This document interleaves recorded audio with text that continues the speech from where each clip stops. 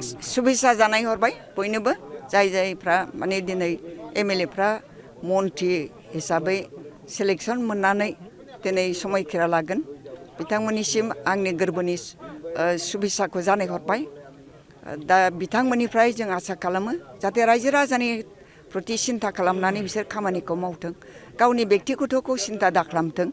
रायजोनि बाथ्रा सिन्था खालामथों जाहाथे जोंनि आसाम हादरा आरो जोंनि बिटिसि हालामा जाहाथे जौगानाय फारसे आवगायलांनायनि खाबुखौ मोननो हायो बेफोरबायदि खामानिखौ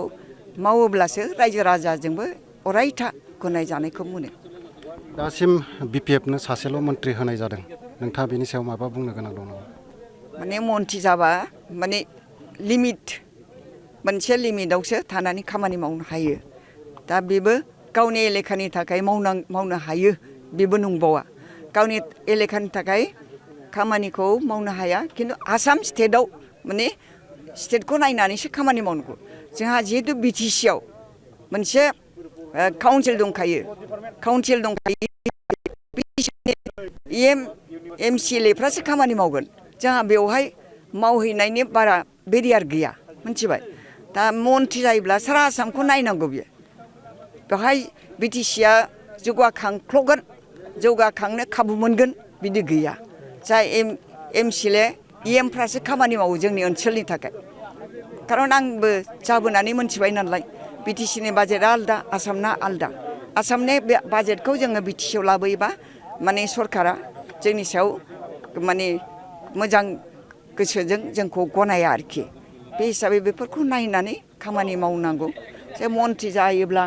माबा मोनसे गिदिर माबा मोनो बेखौ साननो नाङा खामानि मावनायासो जोंनि धर्म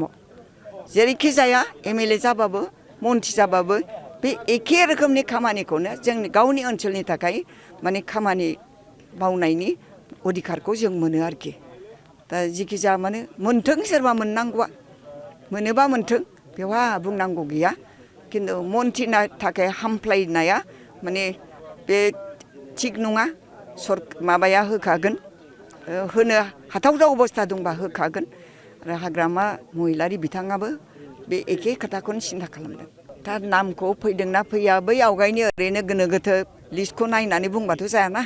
दा फाइनाल लिस्टआव सोर सोर दं बेखौ लानानैसो जों रायज्लायनांगोन फाइनाल लिस्टआव फैयाखै नालाय हाग्रामाया जे कन्डिसन दोनदों आसाम सरकारजों बे कन्डिसनावनो जोंहा डेभेलपमेन्टनि फान्डखौ साफिसियेन्ट जोङो फान्डखौ बा बाजेटखौ मोनगोन होननानै आं फोथायदों आरोखि